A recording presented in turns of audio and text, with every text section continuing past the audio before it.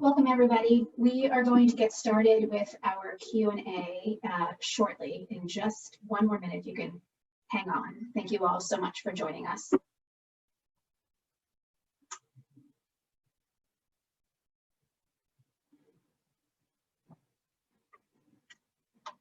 Okay, we're going to go ahead and get started.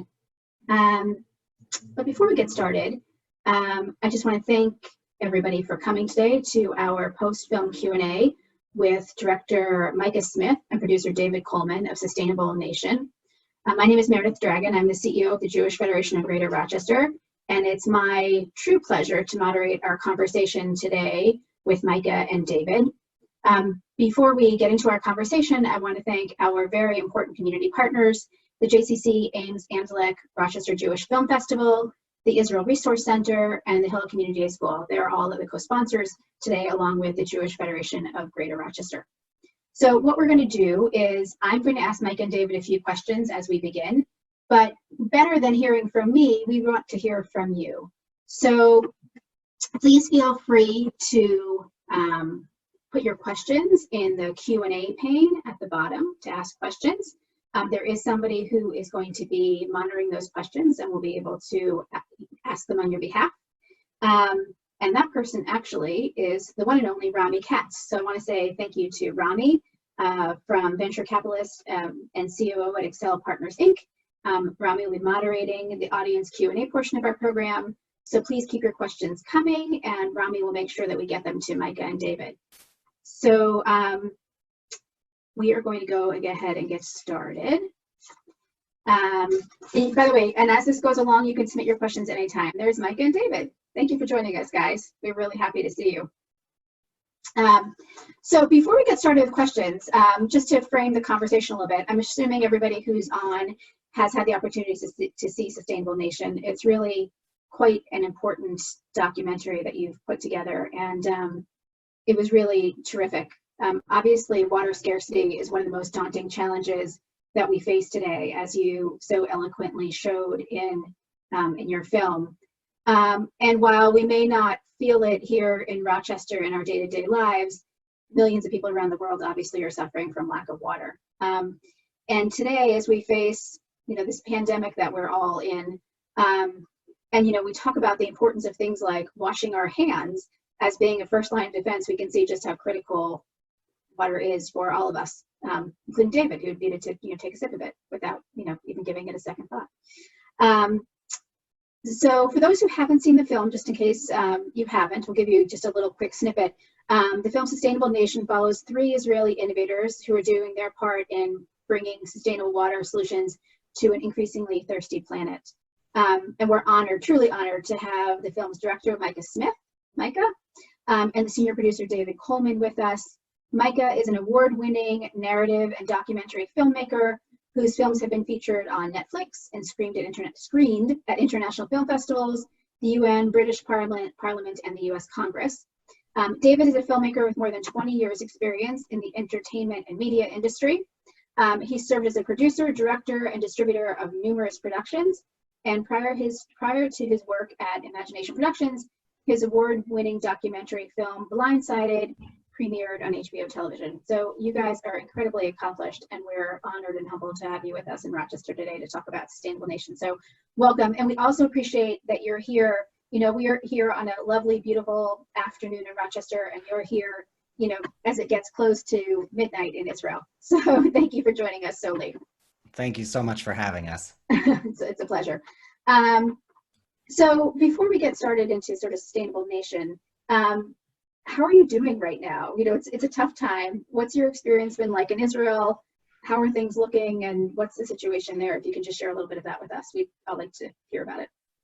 I'll start. I think like everyone, we're dealing with the challenges, trying to stay optimistic.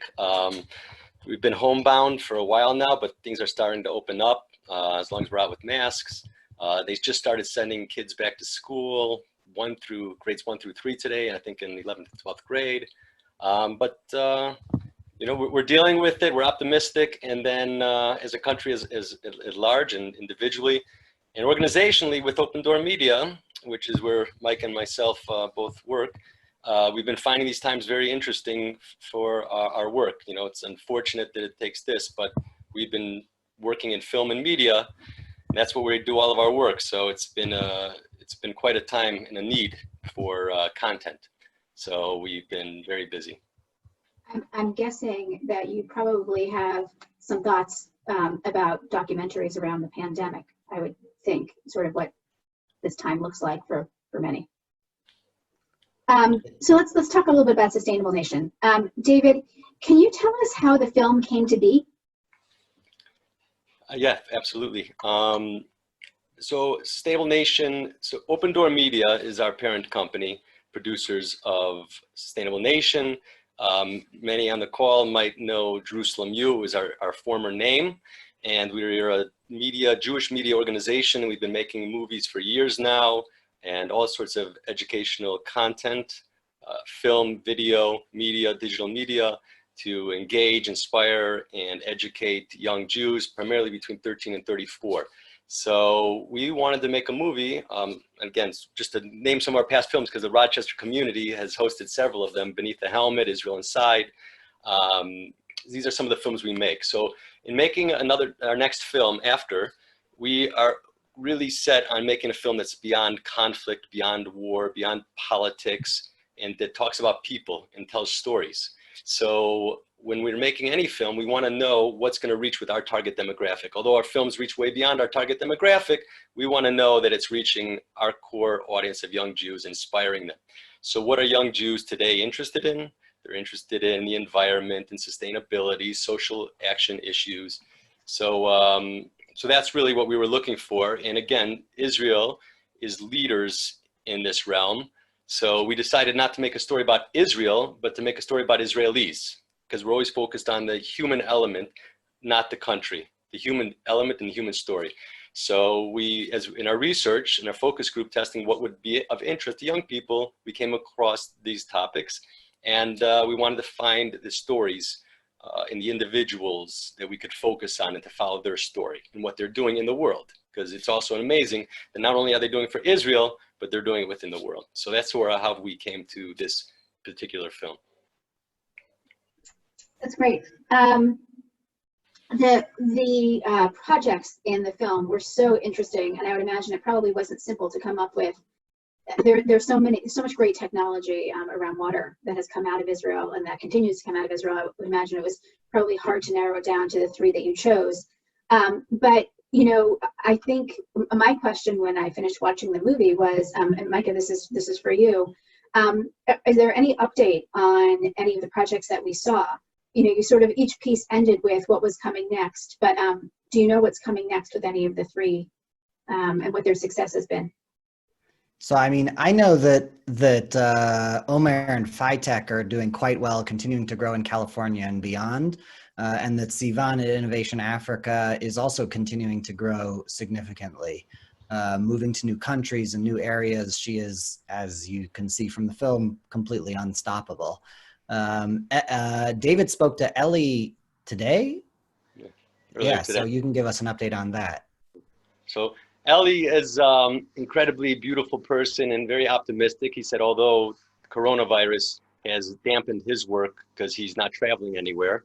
Update on the Ganges River is, he said it's just tremendous amounts of bureaucracy still, and they're taking other bids from tenders, and so it's a lot of things, but he's in touch with the Ministry of Water, and he basically is not sure where it's going to be, but he's interested more in focusing on private right now, the private sector. So he's created these portable units. So he's got, first of all, interest from all over, South America, Asia, America. He actually said he got 2 calls this week, people who saw the film and are interested in talking to him. But he's focused on these little portable units, which is actually fascinating, that he's created and developed. And it's more for like villages or small communities, and you can basically bring it in on the back of a truck and clean water for the smaller villages and communities. So he's keeping focused and trying to move more into private because he can't deal with the bureaucracy so much, but he's still hopeful and still working in India. Right. So Sustainable Nation has such an important message about water and about the technology in particular in these 3 stories. Have you seen, or have these companies seen, an uptick in the work that they're doing because of the film? And where has and I guess the precursor to that question is, where has the film been seen? And has that showing of the film in other venues actually led to more work for any of the projects? I know that certainly Sivan has seen a lot of interest in Innovation Africa as a result of the film. This global screening campaign that you were a part of is the first major screening event of the film. So we've been in film festivals all over the world, both Jewish film festivals and Israeli film festivals, as well as environmental film festivals. And I think that has generated some interest, but as you know, film festivals have tremendous cultural power. They are extremely important especially with regard to Jewish life and promoting Jewish culture and identity in places like the US and elsewhere. But their reach only goes so far. They're sort of the culture makers. After that, we then have events like this that so far we've seen over 15,000 views on the film. It was meant to be a limited run. And I know that both because of screenings I've been to and because of this, there has been interest, at least in Sivan's work, and David referred to Ellie's work as well. Sivan's work is so wonderfully easy to get involved in Innovation Africa because anyone can donate, anyone can contribute. One of the most exciting campaigns that they run are these bar and bat mitzvah campaigns where kids can donate their gifts to a village and to sponsor a village. So I think for all of us who worked on the film, it's definitely incredibly meaningful to see real tangible results for these organizations and these people and these communities as a result. That's great. So the film has been shown in film festivals. Which countries? Who's seen who? I understand that it's just newly launched, but any really particularly interesting places that you've been surprised? I know India, which I was excited about, and but I'd have to go through the full list. I think it's been. I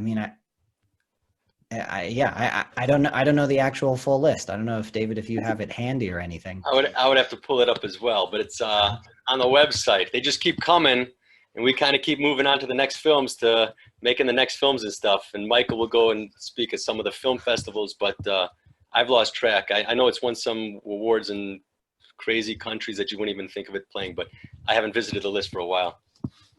It's so great because the message is really twofold. There's obviously a really important message about water and the importance of water in our world, and the issues of sustainability. And the other message is really one about Israel and the kind of technology and opportunity that comes out of Israel and the partnerships that can result. And having both of those pieces as part of the story is really quite tremendous. So it's great to hear that it's getting that kind of play. Yeah, I think everybody involved in the film, obviously is so incredibly focused on impacting the world and bringing their technology abroad. I think that to some extent it never occurred to them that part of their mission could be something like this. When I first met Brian in California, he was really not interested in doing the movie, and we sort of strong-armed him into meeting me. And when he agreed to meet me, he insisted that he could only meet me for 20 minutes at 6 a.m. in Bakersfield, which is 2 hours outside of LA where I was, on the day that I had to fly out of LA. So at 4 o'clock in the morning, I hopped in an Uber and went to Bakersfield, where I met with him. And we ended up speaking for over an hour. And he said to me that what he'd really like to do is one day, it was funny. He said, one day I'd like to become a philanthropist. And I said, Brian, what you're really saying is you want to impact the world for the better. This is the cheapest way you can be a philanthropist. You get to be a part of changing the world just by letting us follow you around with a camera. I may have slightly underestimated the amount of days I would be following him with a camera. But I think that it is, again, great that all of these people are on a mission, and it's very meaningful to be able to be a part of that mission. And the fact that the movie can forward their mission, that's the best thing. Usually when I work on my films, a lot of the films I've done have been human rights films. And I usually say to the people who are in the film, look, I don't know anything about what's going on here, except that you're doing something amazing, and I want to support that the best I can. And here, I've got a movie. Like, let's fill it with whatever you want. So certainly that's been the case with Sustainable Nation as well for all these people. I do have an update on some of the countries if you're interested. Yeah, absolutely. So Australia, Canada, Austria, Malaysia, Slovakia, Russia, Finland, Estonia, Krakow, Poland, New Zealand, Croatia, Budapest, and Nadu, but I don't even know what Nadu is. So I heard they loved it. yeah, there was a huge hit there. That's great. You know, it's funny with Micah talking about Brian's story. I don't think I'll ever eat an almond again and not think about this movie. You know, it was such an interesting piece of insight into how, you know, almonds end up in my pantry. So, it's great. So I would imagine when you produce movies, direct movies, you must, you know, obviously learn a lot about the subject. And I would imagine the subjects that you do intrigue you. And I'm just wondering if for everybody who's participating in the webinar, if there are some takeaways that you took from this film about things that we can do as individuals to help with water sustainability on our planet, and how we, you know, everybody here can feel like they're making a bit of a difference, because I think we're all really impacted by the film. I think there are the sort of obvious takeaways of, you know, support Sivan, or if you're in an area that could use it, talk about bringing a system. I think that encouraging a sustainable world is important. One of the things that I personally took from it's the issue of washing hands, but it's a bit more than that. When I was editing the scene of washing hands, it's funny, it goes by in like, you know, 20 seconds or whatever it is in the movie, but it's like 3 days of my time trying to get this thing to work. And the sound design on that scene was very important to me. I wanted to work with the sound and hear the clunking and the chunking and the water and the everything. But spending all that time with that scene in this sort of meditative editing state, one of the things that I realized was the role that little things like that have in building our culture, really. That by doing something like turning off the water when you wash the dishes or wash your hands, you're not making a huge impact in water scarcity. We can understand that is a very minimal amount of water, and especially in areas like perhaps Rochester, that might not even be necessary. Right. But what you're doing is creating a ritual of a sort that's constantly reminding you about the environment and sustainability. Every time you wash your hands or do your dishes, you're saying, this is a value of mine, one that I am interested, that I want to perpetuate. And I think it's to some extent very similar to what we do as Jews, whether we're lighting candles on Friday night, or we're saying prayers, or grace after meals, or whatever it might be. It's these ritualized actions that we carry out as a manifestation of our most important values as a people. And what you find when you really create a value in yourself is it isn't something that just sits in you. It's something you live and inspire other people, whether it's your family, your children, your parents, whether it's people you work with or engage in. The things that we care about and that we live do impact other people. I think probably a lot of people can relate to that when it comes to Israel and the things that they share about Israel with other people. So, but what the movie is to some extent about culture. It talks about the way that Israel changed a culture to become more water conscious. And I think that in some way, among all of the things that can be done, changing yourself, ritualizing these actions, making water scarcity and sustainability in the environment a part of your fundamental values that you're always engaged in, will change culture around you.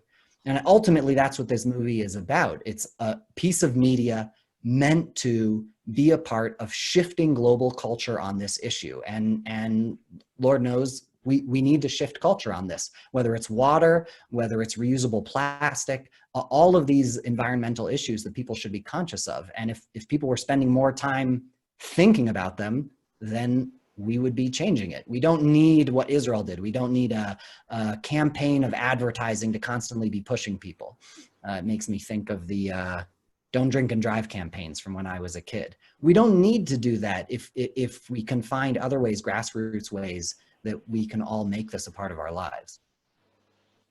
And then you brought that point out so beautifully in the film, with sort of how it is so ritualized in Israel. And I see this with my own Israeli family. You know, they my children, my husband's Israeli, my children have learned about water from their grandmother, because she is so water conscious, and it wasn't really a part of their lives. And it was very interesting for them to learn about that. I think you're so right.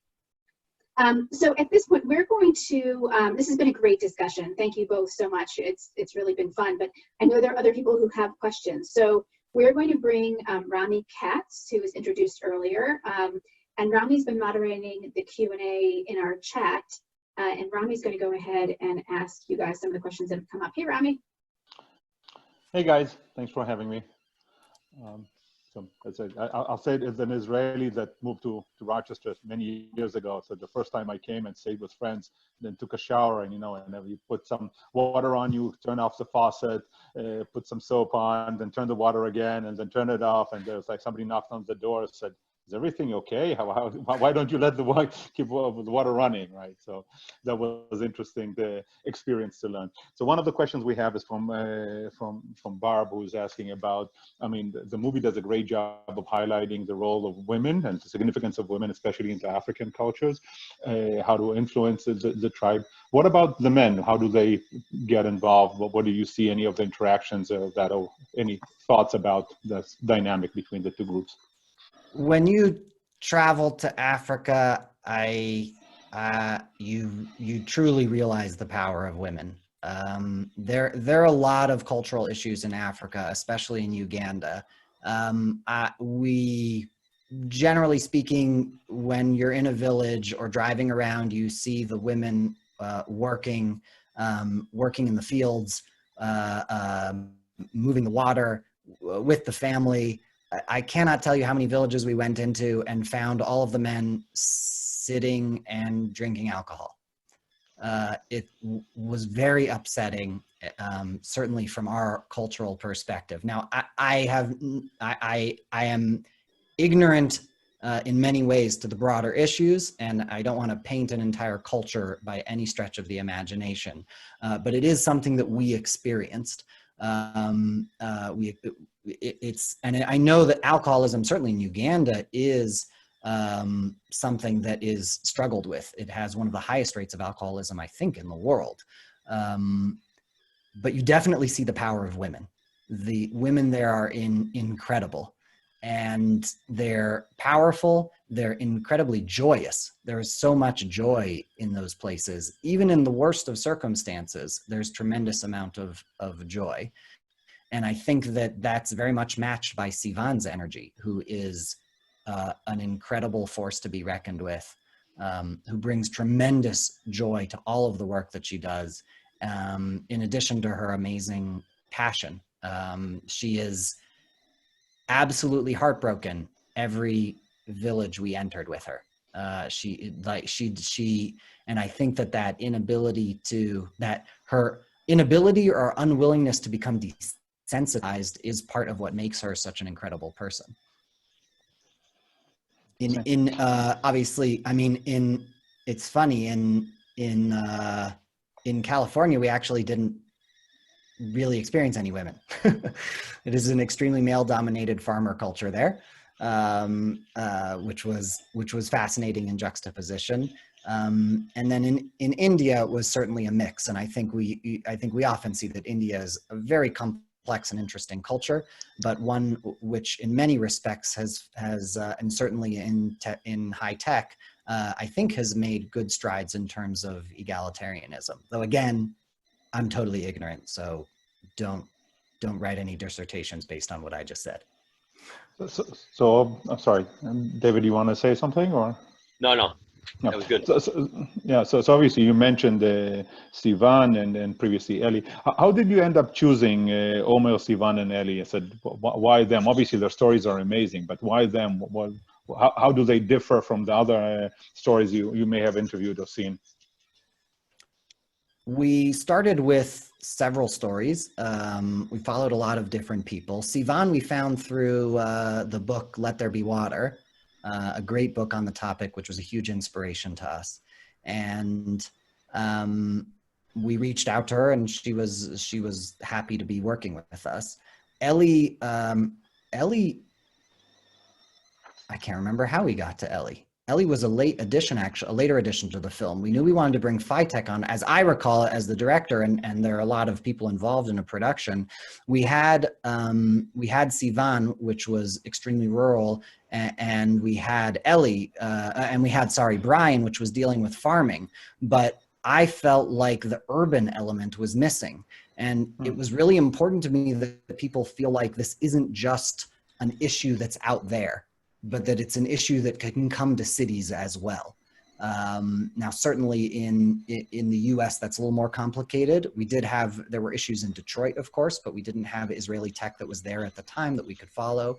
And, but India seemed like a really great opportunity to both bring, obviously, color to the film and complexity to the film, but at the same time, it was very much an urban issue. And the issues that India is dealing with is not so far away from what other cities in the world will be dealing with. Certainly in terms of the heat output of these cities, with respect to urban environments that are going through development very quickly. And so that's why we ended up deciding to go with Ellie's story. It's also just a totally awesome technology, so to speak, in quotes, and he's amazing and inspiring. So that definitely helped. And there were a few other people that we were started with, and the stories didn't end up working out the way that we wanted, which is always hard. Brian, of course, was very important because we wanted something that was in the US, and we wanted something that was relevant in a strong way. Obviously, California is a huge part of the food economy in the US. That's not the right way to put it, you'll forgive me. And so we knew we needed to include California, and California was in the midst of a terrible drought at the time.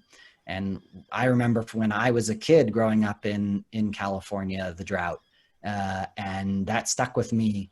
I can clearly remember fourth grade teacher standing up in front of the class and teaching us about the drought and what was going on, and the fact that it was coming back in such huge force in California was very impactful to me as a Californian, and just the scale of what was happening. So it was really important to us to make sure that was included as well.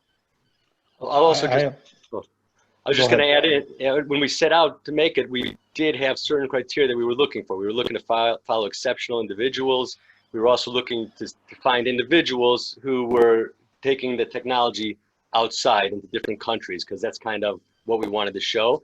And then we were looking for like incredible, like each one of them, Ellie and Ofer, they're both, Omer, they're both like incredible leaders, Air Force pilots, and like, incredibly inspiring leaders. So we definitely wanted to find the special qualities of the characters, and humble, idealistic, wanting to change the world, representative of all, a lot of Israelis and just the Jewish people at large. So they sort of stood above the rest, although there's a lot more that are incredibly inspiring, but they also come off well on camera. So one of the questions, I guess, you mentioned you added Ellie to the end, and I think I love the juxtaposition of seeing the new India versus the old India kind of combined, like side by side, which was an amazing. Also, the views of Israel, how it grew and extended. But how long did this process take? Lucky was asking, how long did you start from the beginning to, I guess, to the end of the movie? How long did it add you to add all the different stories and components? Obviously, you traveled the globe, etc. I think David actually just ran the numbers by me a little earlier. I think it was 2.5 years of filming. And it was definitely more than 8 months of editing, but I think it was about 8 months once we completed filming. And we were also editing as we were going along. It was and I'm not sure the 2.5 years include all of the research that was done even prior to me being brought on to the project. So it was definitely a huge endeavor. and one that I think speaks to the value that both Open Door Media and JNF, the Jewish National Fund, that placed on this film. Certainly, as a filmmaker, to have the resources to make such a huge project like this, to be flying all over the world with film crews, I think it shows tremendous foresight on the part of these organizations. And I think it shows organizations which are thinking globally. They're obviously deeply invested in Israel and the Jewish people. And at the same time, I think it's beautiful that it reveals their values in terms of how they're members of the global community as well. And I think that's why they felt like it was a project worth investing in for so long. Interesting. So obviously, as Jews and Israelis, we recognize the significant role that Israel plays in sustainability and innovation. But when you showcase the movie around the world, do you get the same sense, or does the audience, or be it the Jewish audience or the general population, associate the same understanding of Israel that you see or you present through your film? I've actually never been to a screening outside of a Jewish film festival. I know we've done the festivals, but I couldn't say exactly what the response has been. We've won awards in those festivals, and they've been international awards. I think, meaning they've been, we're competing internationally in those awards. But I guess I would say, unfortunately, my response would only be speculation. Interesting. Depends on if I'm in a positive mood, then I would say all sorts of good things. And if I'm feeling terrible about myself, I would say all sorts of terrible things. It was a complete failure. I'll add, so Mike, as the artist, gets a little more self-conscious, but I know our goal was to make a film that not only inspired the Jewish world, but did, without saying it and telling people how great Israelis are, because no one really wants to hear how great anyone is. You know, like, we did want to make a film that is like, you don't see the Israeli flag all over the place. You know, we did make a film that we wanted it to be kind of well received by non-Jews as well. However, our core market, our core focus is young Jews. Like, that's who we care. We care about everyone, but I'm saying that's our focus and organizational mission. But again, we did go to great lengths to make this, hopefully, where it's a film that people aren't just like, it's just a propaganda film, because that doesn't work even amongst the Jewish youth. Yeah, it was extremely meaningful to be accepted into so many environmental film festivals. I think that while we were working on the film, striking the balance of not being afraid to celebrate who we are, being proud of what we've accomplished, and at the same time wanting to make a film which everyone could connect with and see value in, even beyond the Jewish community. And that was a very difficult balance to strike, one that we struggled with a lot, and we turned over different, bits of dialogue, different camera angles that showed different things, really trying to make something that felt like what we wanted it to be, which was an authentic piece of documentary filmmaking, exploring something important, bringing these cultural values to the global stage, and while celebrating our homeland, presenting it in a way that people didn't feel like they were simply watching a celebration. I'll add one more point to that too. I was just, Michael made me think of it, but if we also make a film, it's too worthy to note, if we make a film today and it's something going forward we're very conscious of, if we make a film that is just for the Jewish world, young Jews aren't as interested in that. Like, you're competing with films that are grabbing their attention. So we can't just make a movie that is like, that we think is great, older than the target market. Saying we have to make a film that it doesn't seem over the top. So meaning, like, we're competing with non-Israel films and stuff like that. So we have to keep that in mind as well if we want to even reach our target market. Well, personally, I have two teenagers at home that definitely loved seeing that and took a break from all the different Disney and whatever superhero movies. So it was, from that perspective, very, very successful. One of the questions that came out from Phil is talking about, I think, Sivan's process in terms of, I don't know how much did she share her process of thinking of her organization? How did she choose a specific village? I mean, why that particular village in Uganda versus a different location or a different country in Africa for that matter? So I know that she started in Uganda because of essentially a personal connection. She had ended up there on a different mission to meet with the Jewish community of Uganda, um, and and kind of became connected to the community there, and then started working in solar technology and water, and things evolved from there. We were with her when they were doing surveys of villages. Now they have a very, I mean, they have an incredible staff based in these different countries. Most of their staff is based in Uganda, and that staff meets with, goes all over the country constantly, meeting with local officials, governments, villages, and trying to assess the needs. Then on top of that, there are a host of technical necessities that they have to assess. And so they bring in all sorts of different crews to assess the viability of the product, of a project, where they can drill, how they can drill, if they can get the land to drill on, how everything will be laid out, as well as, I think, the most important thing, which is mentioned in the movie, which is the community. It's extremely important to them that these projects are sustainable, and the way that they assess sustainability is that the community takes responsibility for it and becomes a partner in the project, whether it's a water system or a solar system or any of these other things, and that the community invests in that and uses the money to reinvest in it. The money that's generated in different ways from this. We saw like the solar panels on buildings that were used then for phone charging stations. There's no electricity. So then the community charges for the phone charging, and they use that money to reinvest in the system. Another one had set up a barber shop. But that kind of investment, a communal investment, is critical to Innovation Africa agreeing to do their investment in the community. And I think that's really the core of it. Do they find a community and a group of people, and again, they focus mostly on the women's organizations because they know they're the ones that they can really trust. Have they found a core group of people that they can partner with?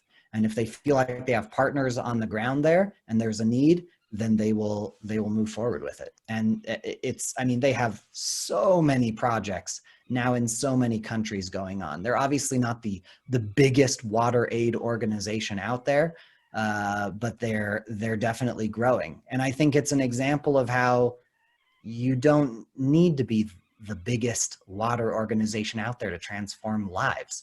Like, she's changing people's lives. She is saving lives. She's not concerned with comparing herself to other organizations. She is desperately concerned with getting the water and resources that are needed to these people. And it's wild to see her work, the energy that she puts into it. Micah, I would just add, the website for Innovation Africa is really extraordinary if anybody is interested in following more of Sivan's project.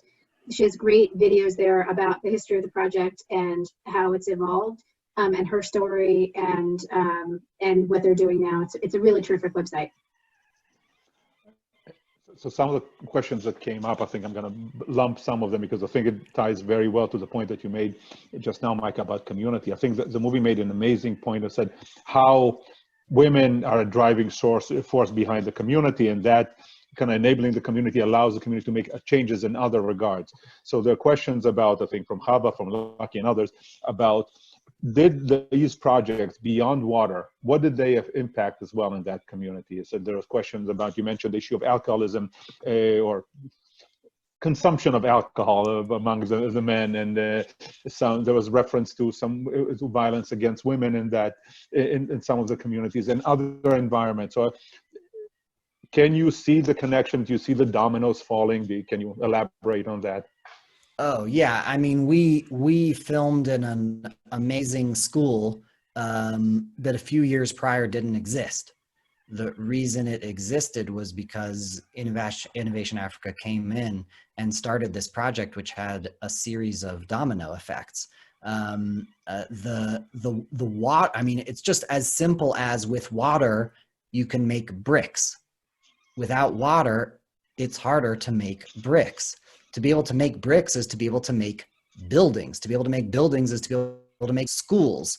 the domino effect of there is tremendous. Certainly when it comes to solar power, again, to be able to take that money and invest it in the community, and all of the projects are built in investing in schools and education. Almost everywhere we went, if the system had been in place for more than a year or so, there was now a school there. Obviously, there were schools there prior as well, but they were growing and expanding based on the resources that were coming from this. I think in addition to that, there's the psychological impact of simple empowerment. To be able to invest in your community, especially as a group of women, I think it was huge. And you see it in those women who are going through their books toward the end of the movie. It's unbelievable to see these women who are building businesses, who are running farms, who are trading with other villages. They're truly advancing themselves and their families, and they're taking the resources there and investing it in their children. I think it's one of the advantages of a place like that is they're not spending their hard-earned cash on technology or frivolities. I don't know what the right word is there, but Graham stuck with an no new iPhones, basically. Yeah, they're really investing in their communities, and so you're definitely seeing an impact. Yeah. Well, it was amazing, the simple description of just saving the women in the village 2 hours of walk just to get water, right? Beyond all the technological and the amazing stepping stones that you described, just freeing another 3-4 hours in the day, right? That's already amazing impact on just a direct one. So that was fascinating. There's a bunch of questions again. Sorry, go ahead. Just, I was going to say, one of the things, I'm not sure if it's even mentioned in the movie, but you're talking about, lengthy hikes out to water, generally, which is done by children or teenagers at a young age. One of the big issues they have in those areas is rape.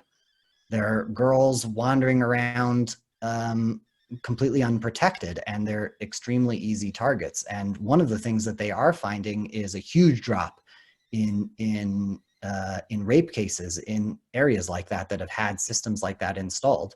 They're much safer places to be. So some of the few questions, again, I'm trying to group questions together in a theme, make it easier for you guys a little bit. But talking about, I guess, Israel as a source of technological innovation, I have one of the quotes that I loved in the movie was when Eli was saying that the innovation is all around us. Just open your ears, your minds, and your hearts, and you'll find it. Right. So, can you describe, or have you seen any of the additional technological innovations that are coming out from Israel in this area? Of the technologies that you've been seeing or we've seen in the movie, have they been vetted in Israel first and then expanded to the rest of the world? Can you speak a little bit to that? I mean, Israel is totally the world's R&D hub. We see it in so many respects.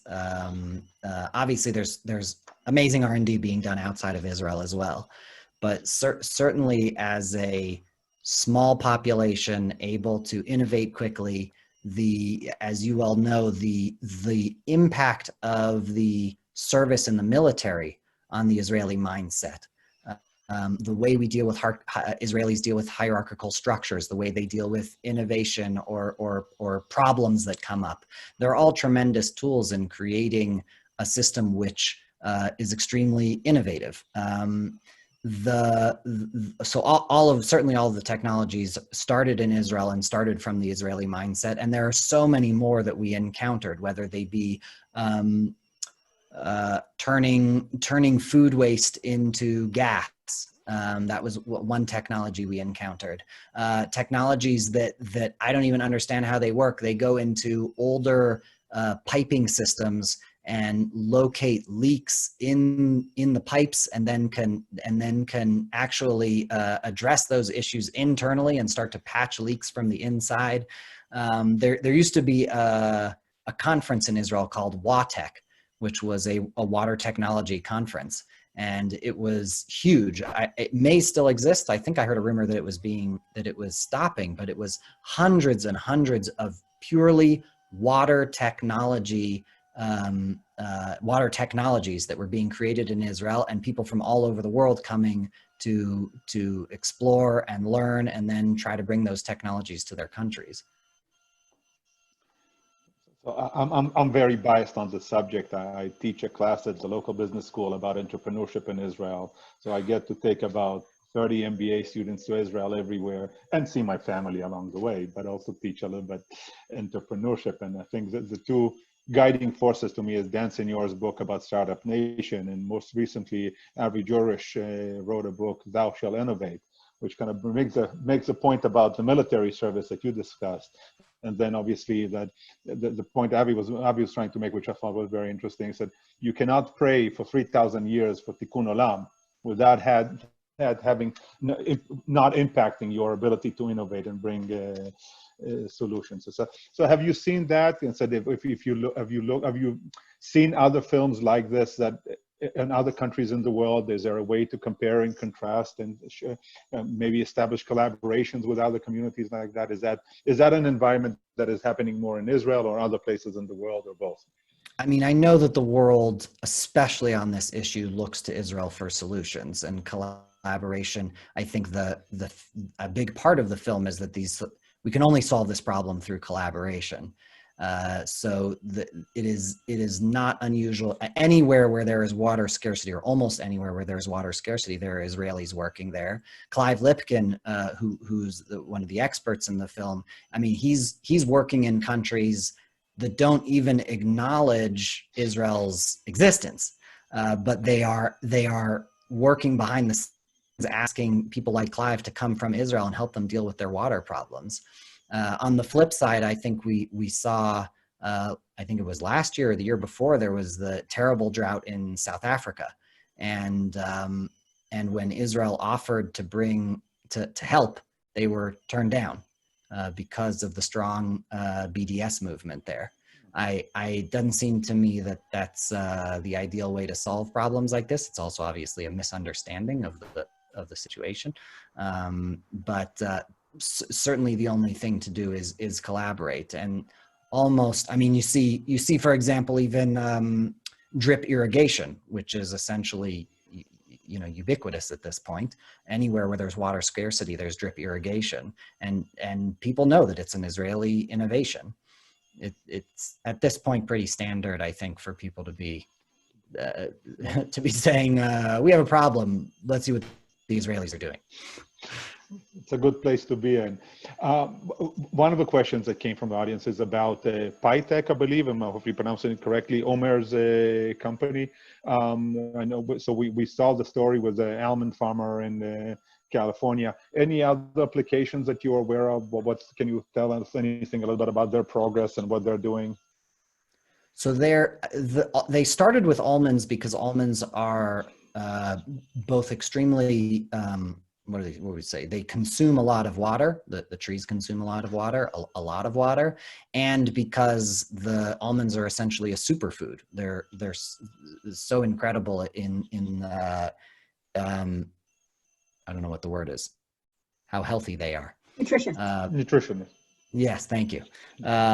So they started with almonds because of that, and then they've been working to apply it to other plants as well. I don't know what they're up to, but they were, at the time that we were working with them, they were running very early stage tests on a lot of different types of trees to see what else they can apply it to, and finding success. It's all just about the algorithm. The core technology in the trees all function the same way. What they really needed to do was get enough data to be able to build effective algorithms so that these systems could be automated. That's what it came down to. And they were never willing to sell a system or expand in any way until they felt like the underlying algorithms had been perfect by their standards. So I'll add my VC perspective on almonds as somebody who's invested in agrotech. there are huge margins in sales of almonds. So the farmers are very likely to invest in new technologies because they have the cash to support that. A huge operation. We're actually looking at another Israeli company that provides drone, both ground and air-based drones to automate the harvesting. And so it's a very interesting perspective. Yeah, So, I was in Ethiopia speaking to an agricultural lobbyist who was out of DC. And when I mentioned Phytech, he was like, oh yeah, everybody knows Phytech. not a bad place to be in. So Yeah. I'm going to ask a no question, but I can't resist. So of all the 3 amazing stories that we saw, which one is your favorite, personal favorite? David? I'll let you take that one. Well, I would have to say my favorite is Brian, just because it meant that I could go visit my parents in California. So, and in case my parents are on this line, they should hear that. Smart. They're all amazing for different reasons. I think I really enjoyed my time with Brian out in Bakersfield. It was like 2 hours outside of LA where I grew up, but a completely different world. I think what was most fun for me was just in post-production, being able to create the different environments and the different worlds and try to tell the story through the different cinematic tools that we have to build out the characters even further. I think also, you mentioned Brian, I'm just going to add on. I think one of the things that was a takeaway from me, and I think the other producers and probably Micah, is if you think of farmers, you think of you might not think of like the top echelon in, I hope it's saying okay, you're not thinking of the most intellectual, academic, etc. But Brian was actually brilliant, and it's like a new way. So Micah you don't have to speak more to it, but I think that was a strong takeaway. But each one of them, in their own way, Sivan, Ellie, like they're all amazing. Like, and it's hard to pick. I think for me, it's hard to pick a favorite. I knew I was asking a no question, right? Well, they're all our favorite children. We should not pick favorites, but they were truly all amazing.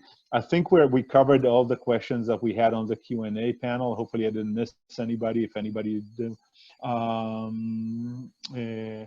so there's an interesting comment. I think somebody really loved the very creative and artistic ways that were added to the movie. So the great compliment for our audience. But unless there are any more questions, I think I'll turn it on to Meredith to lead us to conclusion. Sure. Thank you. I think it's incredibly interesting as we talk about water and sustainability. The other thing that Israel has done that is so incredible is the technology that they've developed around plants and how much water plants actually need and use, and salinity and all of those kinds of things, that there's a parallel process between the use of water and actually how plants use water. And I think that one of the interesting things that I took from the film with Phytech, talking about Brian, was when they were consulting, and he was consulting with Brian about how deep the water needed to go, and the desire for Phytech to really understand what that meant and why. So clearly there's learning going on at the same time, and I think that's one of the great beauties in Israel, is all of this innovation comes from a desire to learn, and Micah did what you talked about before in Tikkun Olam, that this is really about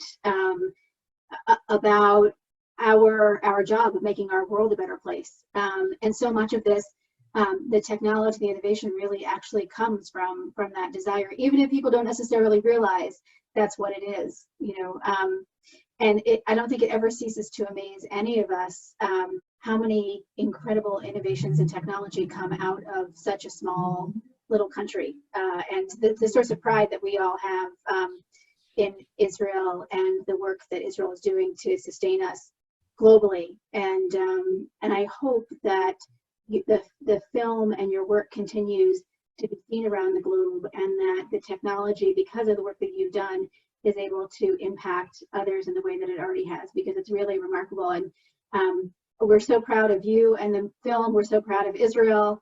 We're in awe at all of it. And we really just want to thank you for sharing your knowledge and your time with us tonight, Micah Smith and David Coleman. we hope that you go to bed soon because it's late. But congratulations on such an incredible work, and thank you so much for sharing it with us. Is there anything that you would like to add before we go? I'm going to jump in just on the thanks part, but then Mike, if Micah, he shared an analogy earlier today on one of our calls that was fantastic. So, but if he can share it, if there's time, great. But for me, I just want to thank you also, Meredith, and the Federation and the Film Festival and the IRC and Hillel School, everyone who was part of it. For years now, Rochester has been a community that I've been traveling back and sharing our films for a long time now. And you guys have been incredibly supportive.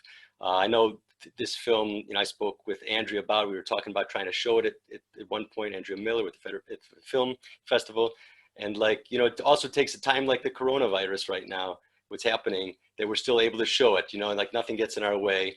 And it was a great opportunity. I also have to just give a thanks to my friends who originally brought me out to Rochester years and years back, Jane and John August, who have been incredibly helpful in sharing our work with the community. And I thank them. I thank the Sobels and Kowalskis and the Breitmans, who have all just been really friends and additional family to me, and really make me feel like Rochester is our home. So thank you to all of you, and Rochester's an awesome community. So thank you for being a part of it. We agree. You're always welcome here, David and Micah. I'll be back. Yeah, Micah, you'll come. Micah, do you want to share that with Sure, if I have 2 minutes. I think one of the things that I was always disappointed I wasn't able to work into the film, but partly because of the way it worked out, was when Brian says, goes to all that trouble to make sure he's shaking the tree at the right moment, he talks about barking the tree. He says that if you bark a tree dies. Now, it's something we sort of glossed over in the movie, but okay, he has 2,000 acres. Like, one tree, what's the big deal? So the reality is that when one tree dies, it actually starts to kill off the trees around it. And as those trees dies more, and you can lose hundreds of trees as a result of barking one tree, which is, of course, a huge loss. And when I asked him why that was, he said he actually wasn't exactly sure why. It's just something that happens.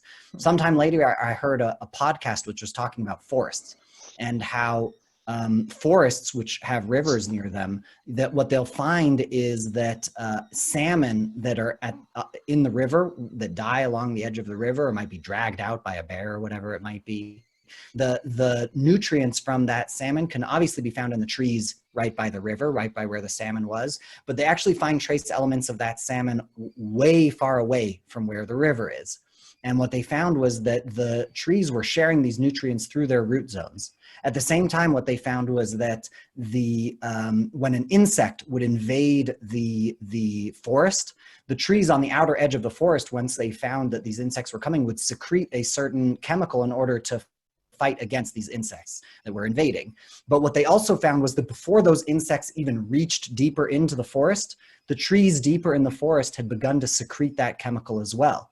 And what they realized was that the trees were essentially communicating through their root zones, that they had this incredible network of roots underneath the ground, which were communicating with each other, which were feeding each other, which were protecting each other. And the reality, I mean, what I think when I hear that is, I think about the Jewish people. I think that it's the perfect metaphor for the Jewish people. We are a community which is all over the world, which is seen to some extent as separate. But the reality is we all have this incredible bond through our roots. We sustain each other through our roots. We protect each other through our roots. We explore and cherish those roots as we should. And I think that if there's anything we can all take from this story is to value those roots that lay underneath the surface in our community, our interconnectedness, and to show deep appreciation for organizations like this, which are the nexus for those roots. They're the thing which keep these roots alive. I'd spoken before about Jewish film festivals as being a part of this, but all of these organizations which are a part of sustaining our culture. Our culture is the nutrients which flow through those roots in all of us and bind all of us. And personally, I'm so grateful to Meredith and Rami and the Jewish Federation and everybody else who was a part of this, who see the value in that and are continually feeding those roots for all of us. So thank you. Thank you. That was absolutely beautiful. I heard that same podcast. It was fascinating. And I love the Jewish root connection. I think you are a million% correct. It's really a beautiful, beautiful analogy. Thank you. And I think during this time that we are all separated through this pandemic, relying on those roots and those connections together are even that much more important. So thank you for reminding us of that. If people are interested in learning more about Sustainable Nation, there's a great website, sustainablenation.com. I encourage you to go and check it out. There's still a lot to be learned. Post this webinar, there is going to be a short survey. We'd love for you to fill it out and get it back to us because we're always looking to do better. And I just want to thank David and Micah again. Thank you, Rami, for leading the Q&A. It was great. And again, to our co-sponsors, the Rochester Jewish Film Festival, the IRC, and the Hillel School, we couldn't have done this without you. And last but not least, I want to thank somebody in the background who's really made all of this happen, which is Michal Spivak, who is on our Federation staff and coordinates our Israel programming. So we can't see Michal because she's, or there she is. So Michal, thank you so much for all of your hard work in putting this program together. You did a great job, and we really appreciate it. So thank you, and thank you for everybody for tuning in. We really appreciate your being here today. Thanks. Thank you so much. Thank you, guys. you. Good luck Stay with your safe. next projects, guys. Thank you.